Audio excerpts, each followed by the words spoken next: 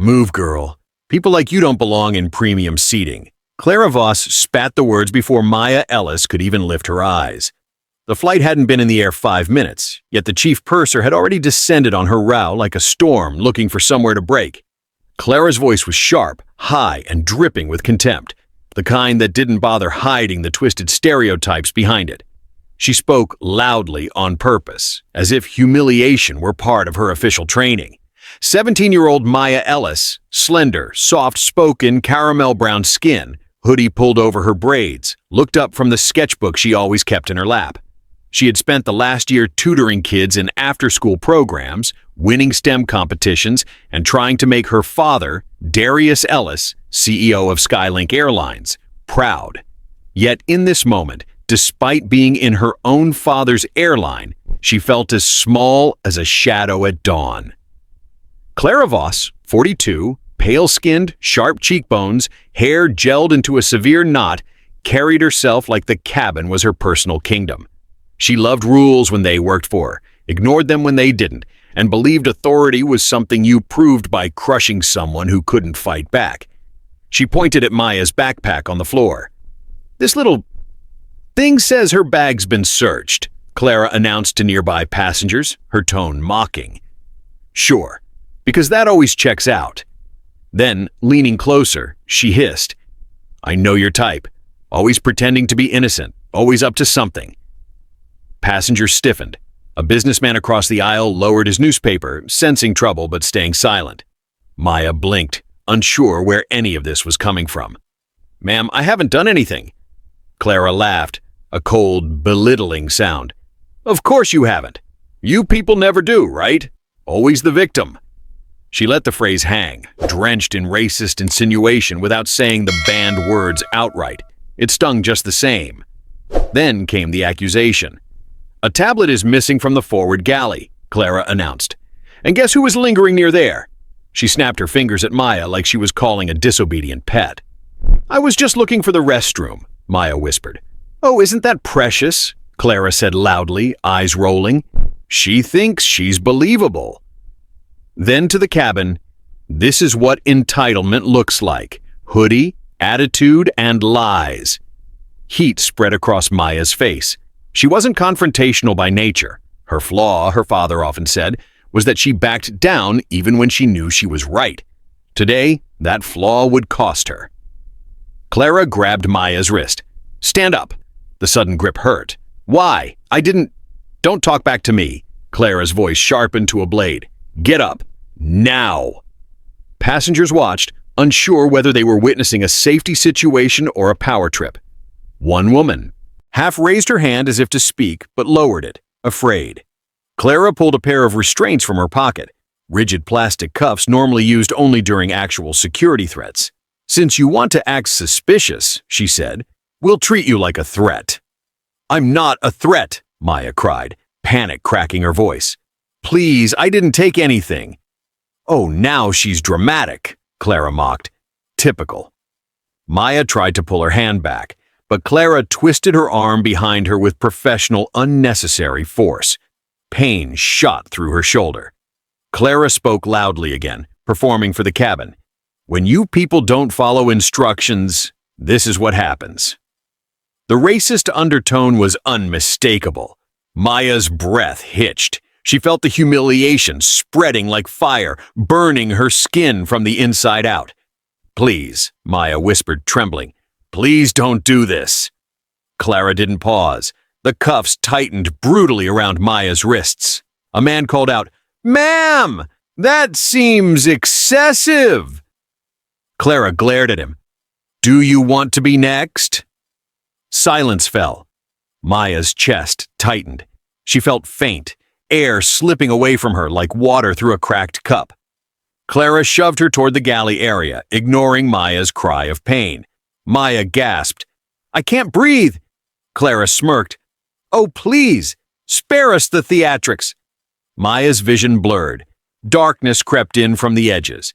In her panic, one memory surfaced, her grandmother's voice reading scripture over her during thunderstorms. "Be strong and courageous. Do not be afraid, for the Lord your God goes with you." The verse flickered in her mind, like a final spark in a dying lantern. Clara's grip tightened again. You wanted attention? Now you have it. Then the world tilted. Maya collapsed onto the galley floor, the cuffs biting into her skin as she fell sideways. Gasps rippled through the cabin. A flight attendant shouted for help. Clara froze for a single second, not in guilt, but irritation, as if Maya had ruined her performance. She's fine, Clara snapped, waving off a concerned passenger. She's faking it. But Maya wasn't moving. The aircraft lights hummed overhead. The engines droned, and Maya lay unconscious while the person sworn to ensure passenger safety stood above her with a look of annoyance, not remorse. Far in the cabin, a young flight attendant watched with wide eyes and quietly hit record on her phone. If you have ever watched someone powerless get crushed by authority, then what happens next with Maya Ellis will make you question everything about airline justice. Don't forget to like, subscribe, and stay with Dignity Voices to follow every shocking turn of this true-to-life story.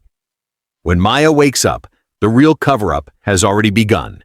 The first thing Maya felt was the burn, not in her wrists, and that came second, but in her chest, a slow, spreading fire as stale air scraped into her lungs.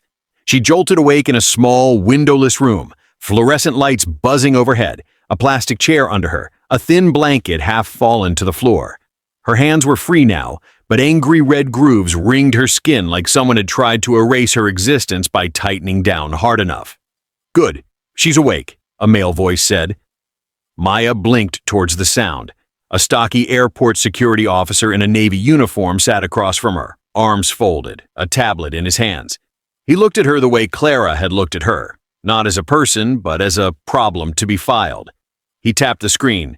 You're Maya Ellis, 17. You were restrained mid-flight for aggressive behavior, non-compliance, and potential interference with crew duties.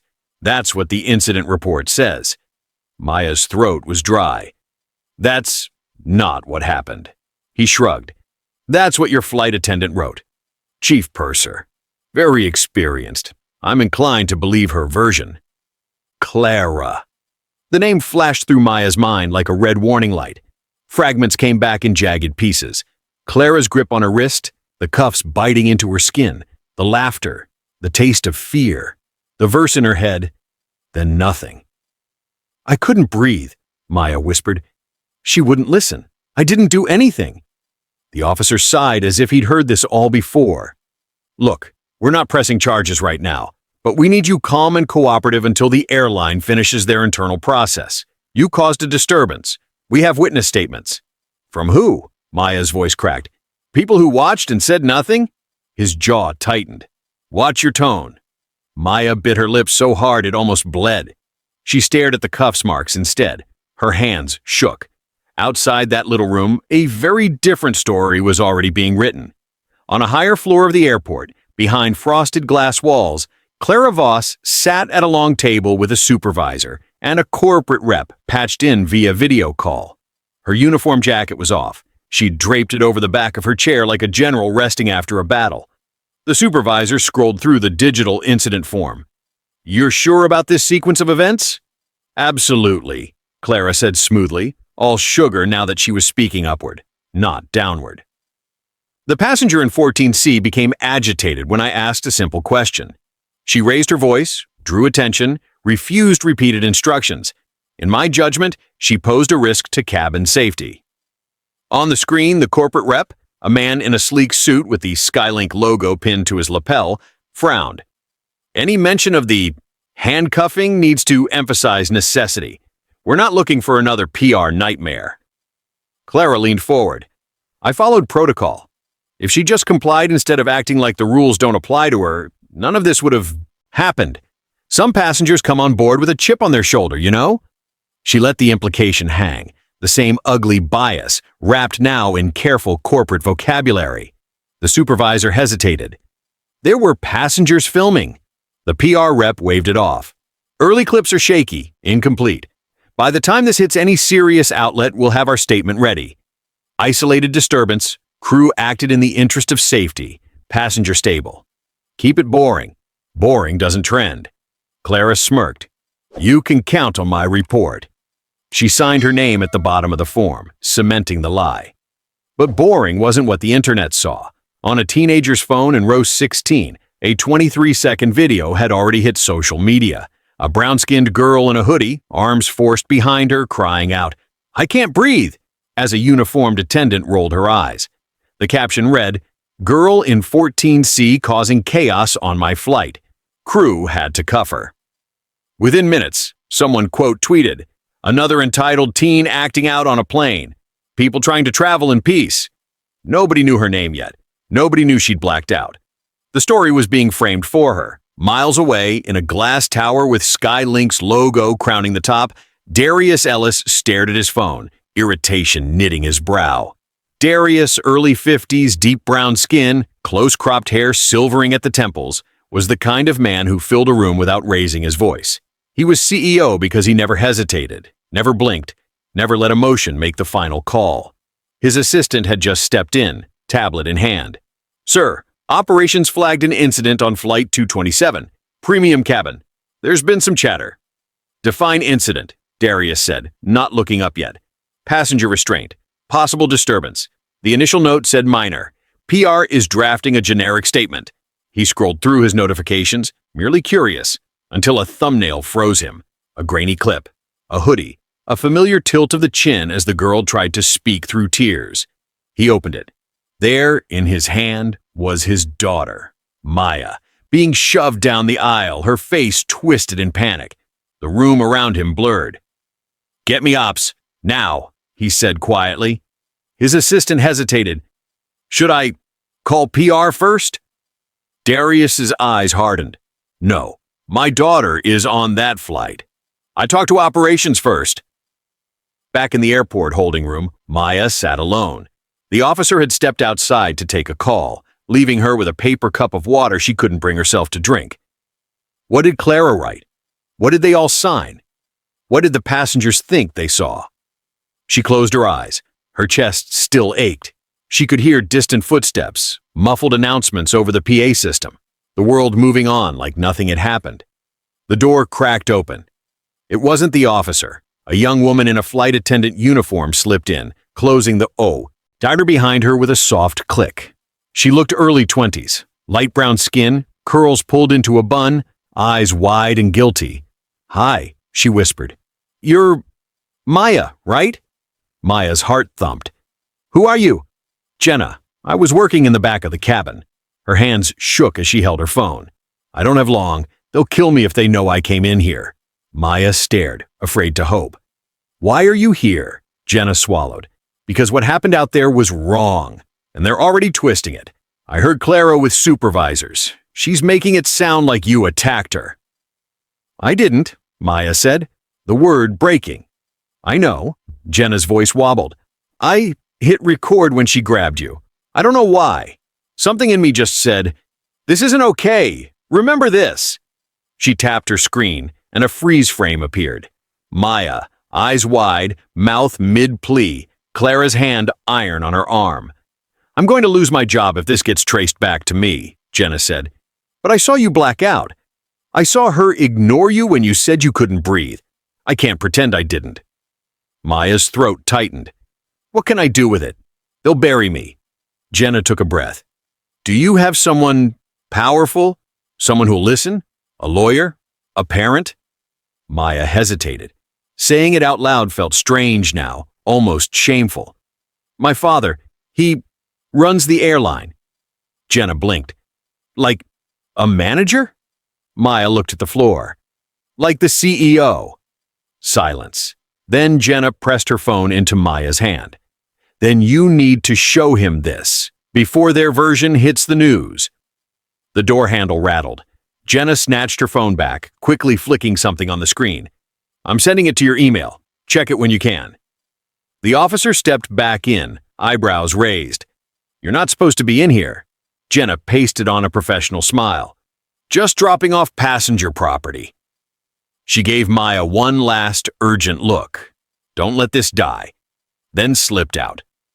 Maya's own phone, retrieved from her bag, buzzed in her pocket a moment later. New mail, video file. She didn't open it yet. But for the first time since she woke up, she felt something cut through the fog. Not safety, not relief, but a thin crack in the wall of silence closing around her. Maya sat where the officer left her, staring at the small rectangle of glass in her hand. Her phone felt heavier than it had any right to be, heavier than the bruises blooming on her wrists, heavier than the shame pressing on her chest like a stone. The email notification still sat on the lock screen, from Jenna R. "I'm so sorry. Here's the truth." Attachment IMG 22207 cabin footage.mp4. Her finger hovered over the video thumbnail. She wasn't ready, not yet. The officer outside was arguing with someone on the phone, his voice muffled through the door. Words like liability, incident, and protocol drifted in and out. None of it touched her. She felt suspended, like the world had stopped spinning just long enough for her to decide whether to open a wound or let someone else stitch it shut with lies. She finally tapped the screen. The footage wasn't shaky like the clips online. This angle was clear, close, undeniable. It began with Clara Voss leaning over Maya's seat, jaw tight with manufactured authority. But it wasn't the official version, not the polished narrative Clara would eventually submit. This was raw, unfiltered, ugly. Clara's voice came through first, dripping with the same contempt Maya remembered hazily through her panic. "Move, girl. You don't belong in this section. Don't make me repeat myself." Passengers around them stiffened, but no one said a word. Maya watched herself in the video, small, startled, trying to explain. Her own voice trembled. "Ma'am, I didn't—" Clara snapped. "Don't lie. I know you're kind." Maya closed her eyes. The words stung anew, even though she wasn't hearing them live. She hadn't imagined the tone. She hadn't misread the hatred. The video continued. Clara grabbed her wrist, wrenching it upward at an angle that made present-day Maya wince. The force in the footage was worse than what she remembered. Adrenaline had blurred the details. She saw herself pleading, panicking, losing breath. She heard her own voice, faint through the recording. I can't breathe." She saw Clara roll her eyes. She saw a passenger half stand before fear made him sink back down. She saw the cuffs flash under the cabin lights. Then, the moment her knees buckled, the moment her body gave out while Clara smirked. Jenna's recorded voice whispered faintly, "Oh my God," behind the camera. The video ended abruptly. Maya wiped tears she didn't realize had spilled. Her throat felt raw, like she'd swallowed broken glass. Someone had seen her, someone had realized it was wrong, someone had cared enough to record it, and someone had cared enough to send it. Her hands shook as she pressed the video to her chest. She couldn't stay in this room anymore, not with this truth burning inside her. She stood. The officer glanced up from his desk outside. "Where do you think you're going?" "I need air." Her voice wavered, but something inside it had hardened. He frowned. "You're not under arrest, but you can't wander. Stay within sight." "Fine." Maya walked out into the hallway. The overhead lights seemed too bright, too sharp. The airport felt enormous, a maze of polished floors, glass walls, and people walking with purpose while she felt like she was made of cracked porcelain. She didn't know where she was going until she was there. A small sign by a corner hallway read simply, "Quiet Room and Chapel." She pushed the door open. The room was dim, lit by low amber sconces. A bookshelf held prayer, books from different faiths. A single stained glass window cast soft colors across the carpet. Blues, purples, golds. Her father had always dismissed things like this as comfort objects for weaker people. She'd never challenged him. She'd always stayed quiet. But right now, quiet felt like drowning. She sank into the back row and covered her face with both hands. Every breath hitched, every memory scraped, every humiliation replayed. She felt foolish, afraid, ashamed, invisible. Her phone buzzed again, a text from an unknown number. "You are not alone. Don't let them bury this." J.R. Maya steadied her hands and opened the small Bible from the pew. It fell open naturally, as if guided by something outside her shaking fingers. Her eyes landed on one sentence. "I will be with you.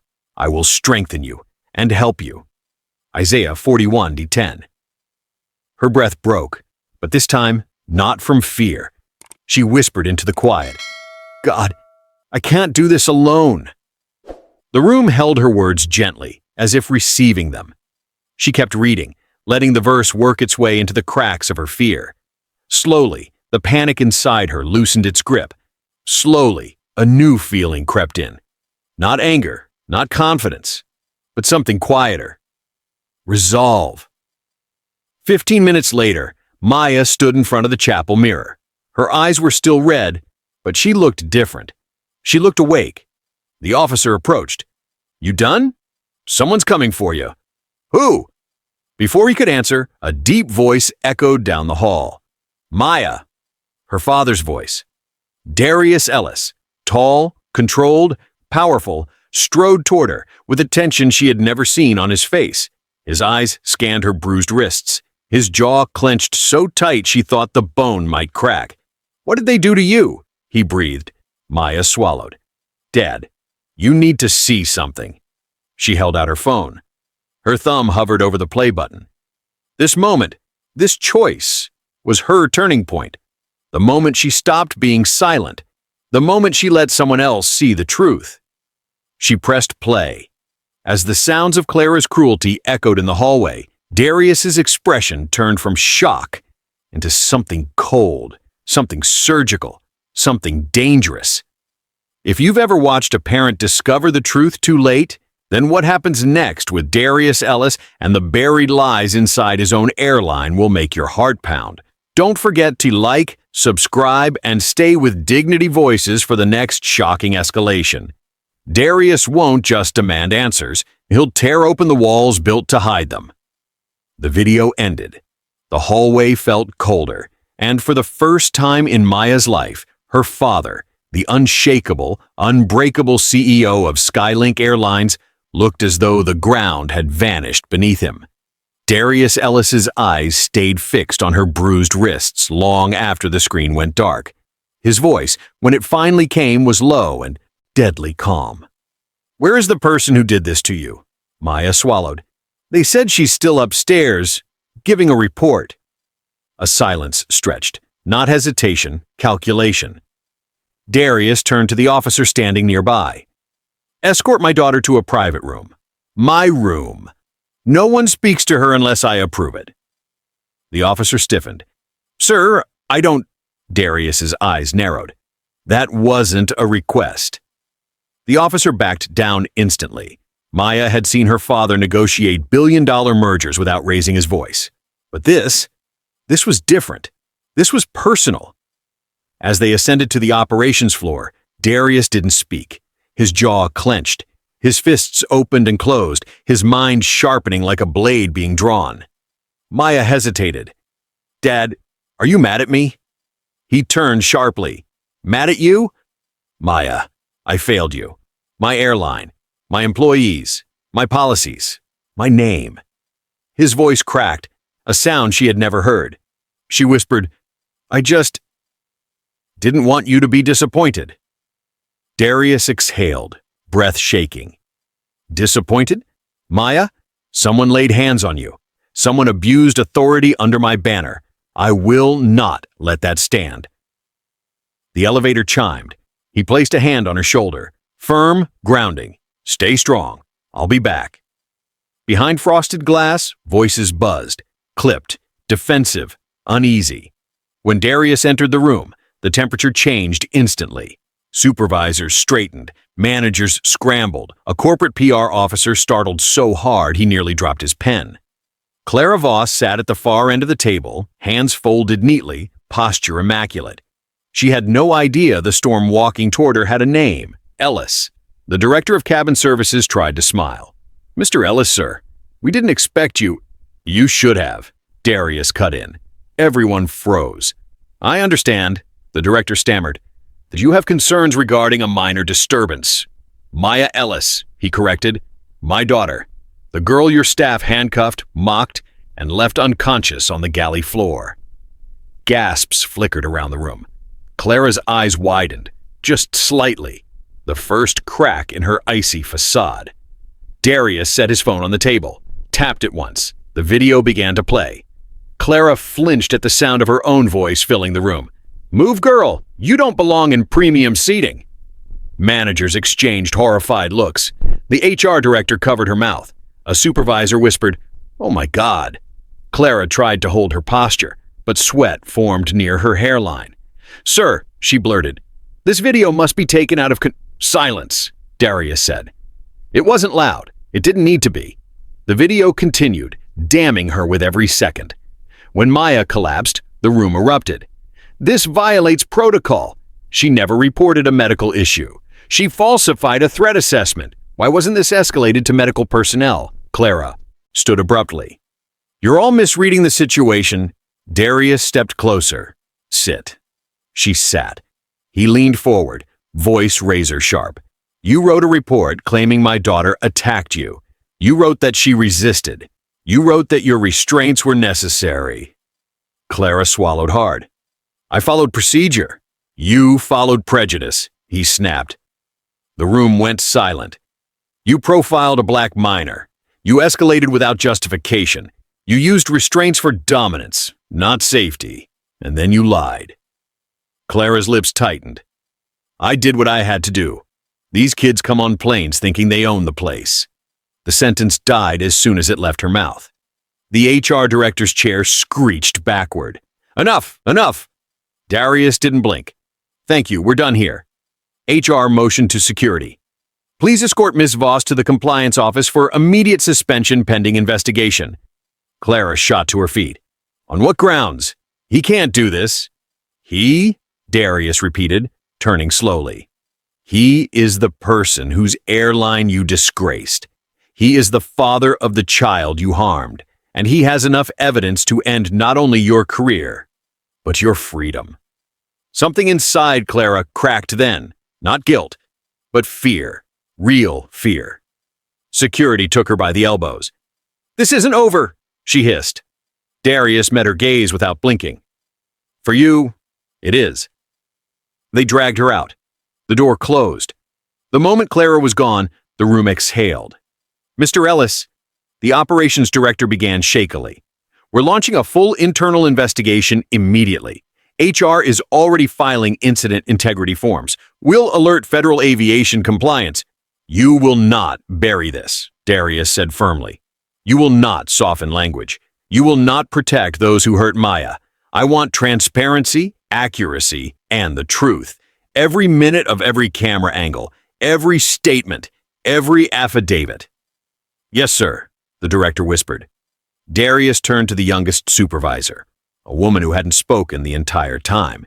"You looked horrified before anyone else. Why?" She hesitated.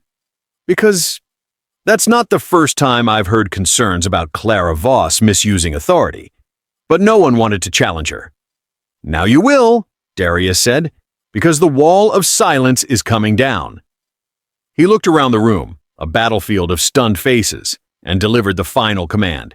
"By morning, I want a comprehensive investigation team assembled, and every one of you will cooperate with federal regulators when they arrive." Several people blanched. Regulators? That meant this wasn't just internal. This was criminal.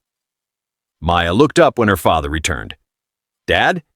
He knelt beside her, the CEO kneeling, the world turned upside down, and said only, "It's time to bring the truth into the light." Maya let out a shaky breath. For the first time since waking on the airplane floor, she felt safe. But not because the fight was over, because it was finally beginning. The conference room chosen for the emergency hearing was nothing like the quiet chapel Maya had retreated to earlier. This room felt engineered for confrontation. A long polished table, cold LED lights, walls lined with framed aviation awards that now seemed to watch every move with judgment. Maya sat beside her father, hands clasped in her lap. The red grooves around her wrists were darker now, blooming like fingerprints from a ghost she couldn't shake off. Across the table, a panel of investigators waited. HR, aviation compliance officers, a legal representative from the airline, and 2 federal observers who had arrived faster than Maya thought possible. Her father, she knew, had made that happen. But the chair at the far end of the table, the one meant for Clara Voss, sat empty. For now. The room hummed with whispers until the lead compliance officer spoke.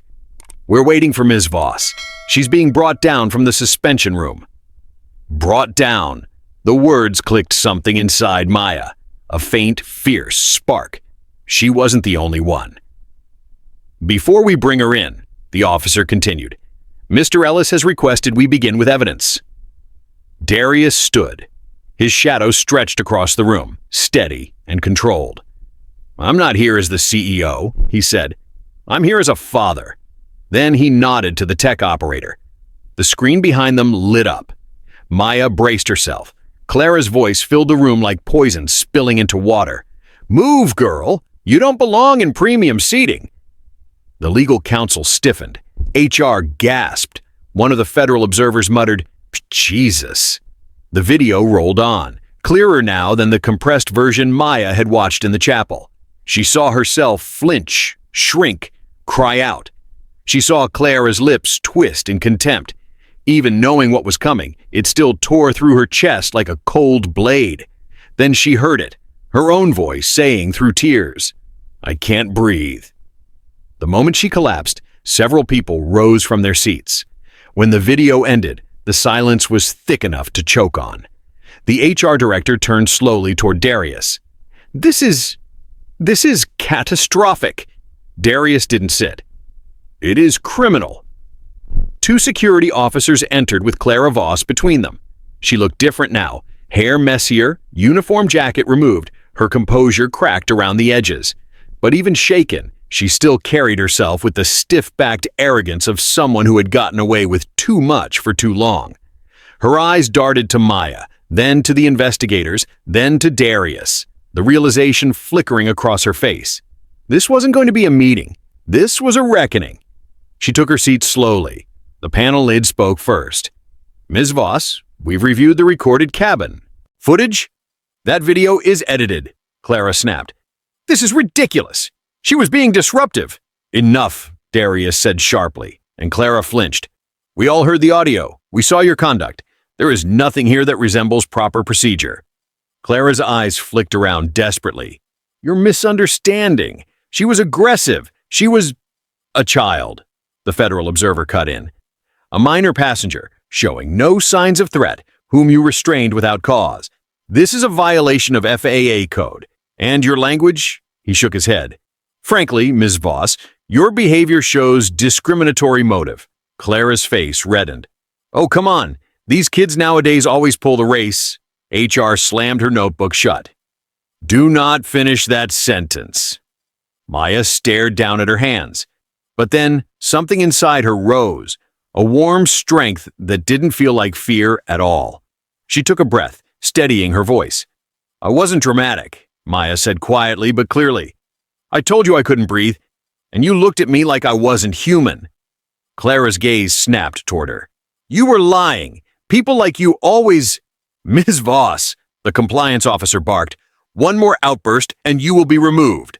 Maya felt her father's hand rest on her shoulder, grounding her, but not speaking for her. She continued, "I didn't take anything. I didn't do anything. You decided I was guilty because of how I looked." Her voice shook, but she didn't stop. "You hurt me. You ignored me, and I passed out. I could have—" Her breath caught. "I could have died." Even Clara couldn't meet her eyes. The federal observer opened a folder before him. "Ms. Ellis, before we continue, is there anything you want recorded for the official statement?" Maya swallowed. Her hands trembled, and then she remembered the chapel, the stained glass glow, the whispered words, the peace that had settled over her like a soft blanket. She spoke softly. "Isaiah 41:10 says, 'I will strengthen you and help you. I will uphold you with my righteous right hand.'" Her voice didn't waver this time. "I believe that's why I'm still here." The room fell silent again, but this time not out of shock, out of respect. The compliance officer stacked several papers in front of Clara. "These are statements from crew members contradicting your report, and we have documentation showing you altered incident logs after landing." Clara's face paled.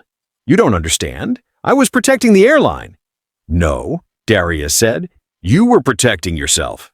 A crew supervisor cleared her throat.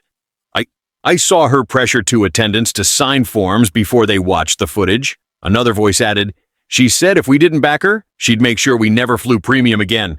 Clara slammed her palms on the table. Lies, all of you are... Security stepped closer. She fell silent. The Federal Observer straightened a stack of documents. Ms. Voss, due to excessive use of restraints, falsification of federal flight safety documentation, and discriminatory conduct, we are recommending formal charges. Clara's mouth opened, but no sound came out. Her downfall wasn't loud. It wasn't dramatic.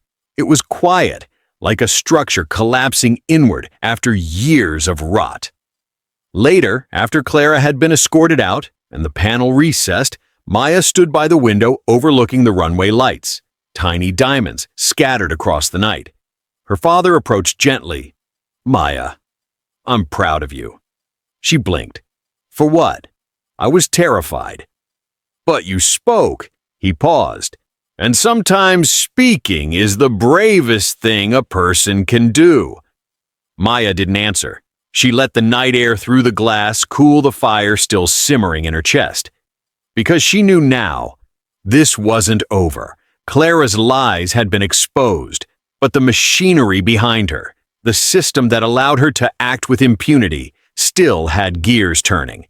And Maya wasn't done telling the truth. Not anymore. If you've ever seen a bully stripped of power but not yet held accountable, what happens next will leave you breathless.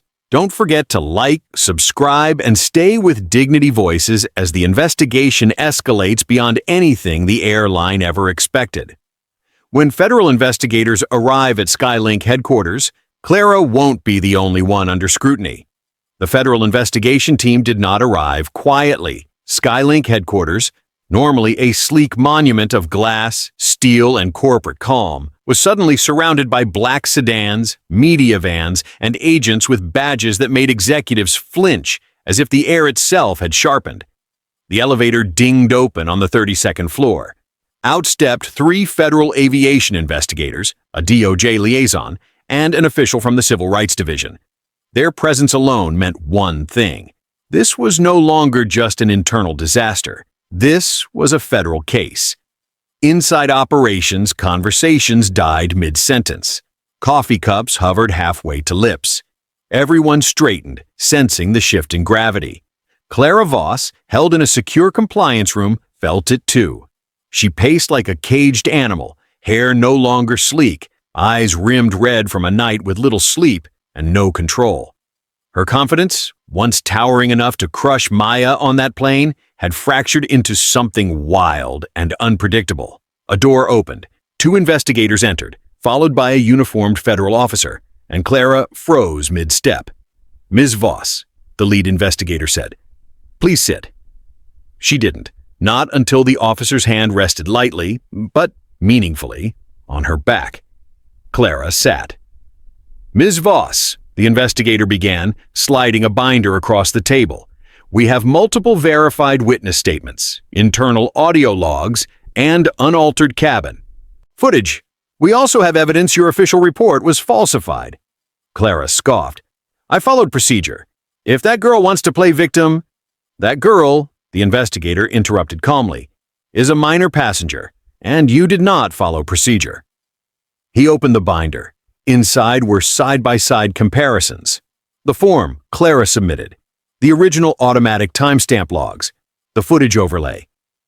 Crew testimonies contradicting her line after line glowed with highlighted inconsistencies. Clara's hands trembled. This is a misunderstanding, she insisted. Everyone always turns on crew. They don't understand what we deal with. Threats, entitlement. The DOJ liaison lifted an eyebrow. Your language, both on and off record, shows discriminatory bias, repeatedly. Clara's eyes widened. What? Because that brat couldn't handle discipline? The room stiffened. The investigator leaned in slightly. Ms. Voss, are you aware that your comments on the plane, combined with your conduct, constitute discriminatory misuse of authority under federal statute? I didn't discriminate, Clara snapped. I treated her exactly like I'd treat anyone acting like she was. The liaison calmly placed a document before her, A stack of past internal complaints, all dismissed, all centered on young passengers of color. Clara's breath hitched. Her world, the one where she held all the power, was collapsing inward. While Clara's interrogation unfolded, Maya sat with federal investigators in a separate room. The walls were covered with aviation charts, safety protocols, and emergency procedures. Ironically, the very systems that had failed her. She sat with her father, hands clasped in her lap, trying to speak without trembling. The lead investigator softened his tone when addressing her.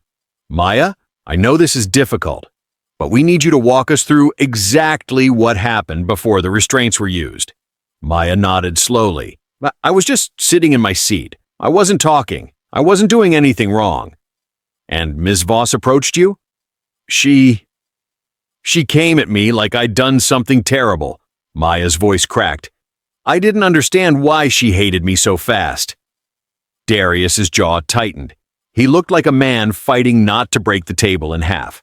Another investigator asked gently, "Did she give you warnings, instructions, any explanation before initiating force?" Maya shook her head. "She just kept saying people like me think the rules don't apply, and she grabbed me so hard." Tears welled. "I told her I couldn't breathe." The investigator nodded solemnly. "And she ignored you?" "Yes." Her father placed a hand over hers, grounding her. "Thank you, Maya," the investigator said quietly. "Your testimony aligns with everything we've corroborated." Maya exhaled shakily. For the first time, she felt the weight shifting, not off her, but toward the person who had wronged her. Federal teams fanned out across SkyLink headquarters, compliance offices, training rooms, digital archives, audio storage vaults. Every corner of the airline was suddenly illuminated by investigative flashlights, figuratively and literally. Executives scrambled to cooperate, terrified that any attempt to obstruct would be career suicide. One agent examined Clara's training history, another pulled past crew assessments, another replayed onboard announcements from Flight 227, and as each puzzle piece snapped into place, the picture looked worse. Clara hadn't just overreacted, she'd weaponized authority, repeatedly, systematically. A pattern emerged, one the airline had been too comfortable ignoring. Back in the interrogation room, Clara was unraveling. "You don't understand," she shouted. "You weren't on that plane. That girl was giving me attitude. They always do. I have to keep control." "Control is not the issue," the investigator replied. "Misconduct is." Clara slammed her fist on the table. "She made me look bad. Passengers were watching. I couldn't let her walk all over me." The DOJ liaison sighed. "So you restrained a minor because your ego was injured?" Clara froze. The words hung there. Accusation, confession, destruction. Her face paled. "That's not what I meant." "It's what you said," the agent replied. "And now it's on record." Clara looked around, desperate, searching for support, for anyone who still believed in her authority. She found no one.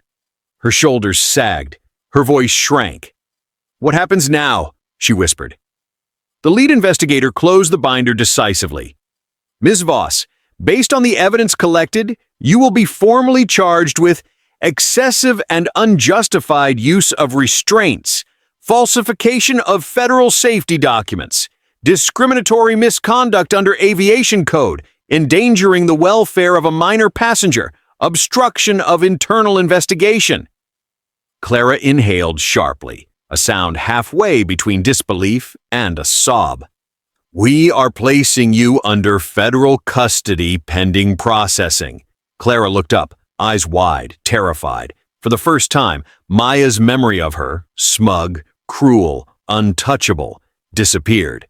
This Clara looked small, exposed, powerless. Security moved to escort her out. She twisted back toward the investigators. "She set me up. That girl, she... This is ruining my life." The lead investigator replied without emotion. "You ruined your own." They took her away. The hallways outside the interrogation room buzzed with activity. Agents carrying documents, attorneys whispering, executives melting down. But Maya stood at a window overlooking the tarmac, the night sky stretching wide and quiet. Darius joined her. "It's over for her," he said softly. Maya nodded. But it doesn't feel over for me. He rested a hand gently on her back. It won't. Not instantly. But justice is moving now. And it's moving because you spoke. Maya breathed out slowly, letting the truth settle. Not relief, not triumph, but something close to healing. She tried to crush me, Maya whispered. But she didn't. Her father nodded. No, she didn't. A federal agent walked up. Mr. Ellis? Maya? We'd like to discuss next steps, including formal recommendations and a potential public statement. Maya looked at her reflection, tired, bruised but unbroken. Okay, she said. I'm ready. News didn't just break. It erupted. By dawn, every major outlet ran the story. Teen passenger restrained without cause. SkyLink crew under federal investigation. CEO's daughter at center of aviation misconduct case. Civil Rights Division confirms discriminatory conduct. Clara Voss's mugshot, eyes swollen, uniform wrinkled, flashed across national screens. Commentators debated crew training, racial bias, airline accountability. Passengers from past flights came forward with stories of Clara's power trips. Some claimed they'd been afraid to complain. Inside the Ellis household, a penthouse of glass and sky, Maya watched all of it in stunned quiet. She sat on the living room sofa, knees tucked up, while her father paced the marble floor, phone pressed to his ear. We're cooperating fully, Darius said for the 50th time. No, there will be no settlement to silence this. We are facing this publicly and transparently. He hung up, exhaling hard. Maya hugged a pillow. Dad, is this going to destroy the airline? He turned to her, eyes softening. If protecting you destroys anything built under my leadership, then it deserves to fall. She swallowed. I didn't mean for all this. No. He knelt in front of her, taking her hands. Clara did this, and the system that let her think she could. Maya nodded, though uncertainty still hovered around her like fog. Then came the knock on the door. A federal official, a media liaison, a press coordinator. Darius straightened. It's time? The liaison nodded. We need Maya at the public hearing. Her testimony will be the centerpiece of FAA reform discussions. The world needs to see her. Maya froze. Testify? Her voice thinned. In front of cameras? Yes, the official replied gently. Your story is already national, but it won't change anything unless people hear it from you. Fear pulsed through her chest, sharp, familiar, suffocating. She remembered the cuffs, the floor of the galley, Clara's smirk, her own voice begging to breathe, her palms dampened. I don't know if I can, she whispered. Her father sat beside her. Then we'll stop. If you say no, it ends here. I'll protect you. But something stirred inside her, a seed planted in the chapel days. Earlier, a quiet strength that hadn't come from herself alone. She whispered the verse she'd underlined. I will not fear, for you are with me. Isaiah 41:10. Her breathing slowed, her shoulders steadied. She looked up at her father. I'm scared, she admitted, but I'm not hiding anymore. The hall was enormous, a tiered auditorium filled with journalists, senators, federal regulators, civil rights advocates, airline representatives, and spectators who had flown in just to witness history. The stage was set with 3 long tables. Nameplates gleamed under the stage lights. Maya Ellis, Darius Ellis FAA Oversight Committee Civil Rights Division cameras pointed from every angle. The air crackled with tension. Maya's hands trembled as she took her seat. Darius sat beside her, posture straight, gaze steady, a fortress of calm. Senator Alvarez, chairwoman of the committee, adjusted her microphone. We are here to address the violent misuse of authority by SkyLink personnel, the failure of internal safeguards, and the civil rights violations committed against a minor passenger. Her eyes softened as she turned toward Maya. Ms. Ellis, thank you for being here. Maya swallowed. Thank you for listening. Whenever you're ready, the senator said, please tell us, in your own words, what happened on Flight 227. Maya exhaled once, twice. Her father squeezed her hand under the table. Then she began. "At first, I thought I'd done something wrong," she said. "Clara, Ms. Voss, came at me angry. I didn't know why. I wasn't loud. I wasn't moving around. I wasn't refusing instructions. But she looked at me like I was already guilty." She paused. Her voice shook, but she didn't stop. "She said I didn't belong there. She said people like me always lie. She grabbed me. Hard." Gasps rippled through the audience. "When I told her I couldn't breathe, she ignored me. I begged. I cried. I tried to tell her something was wrong. And she rolled her eyes." Maya's throat tightened. "I passed out on the floor, and she still didn't care." Reporters typed furiously. Some in the audience wiped tears. "And after I woke up," Maya continued, "they put me in a room like I was a criminal. The official report said I attacked her." Her voice cracked. "I had bruises on my wrists from her hands. But the report made me the threat." The senator leaned forward. "What made you decide to speak publicly?" Maya inhaled deeply. "Because silence helps people like Clara. And I'm done helping them." A murmur of approval swept through the room. When it was Darius's turn, the room shifted again, corporate accountability entering the spotlight. He spoke with sorrow, not defensiveness. "As CEO," he said, "I was responsible for a culture that allowed this misconduct to grow. I believed our procedures protected passengers. I was wrong." Camera zoomed in. "From this day forward, SkyLink will implement mandatory anti-bias training, cabin authority review systems, passenger rights protections, and automated incident verification protocols." He turned toward Maya. "And we are naming the new reform package the Ellis Protocol, after the girl who refused to stay silent." Applause erupted.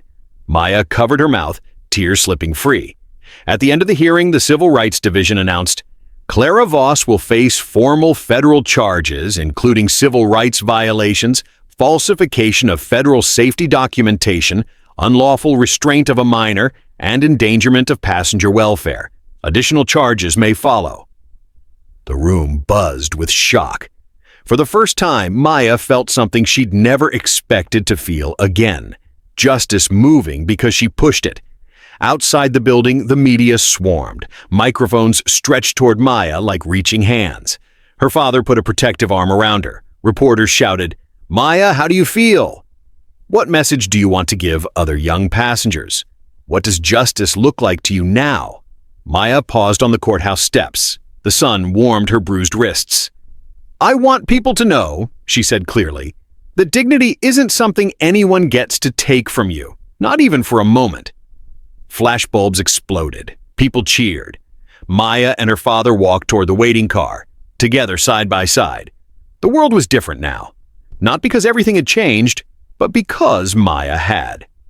3 months after the hearing, SkyLink headquarters unveiled a new training center. Glass walls, wide halls, and a floor etched with the airline's new motto, "Dignity Always."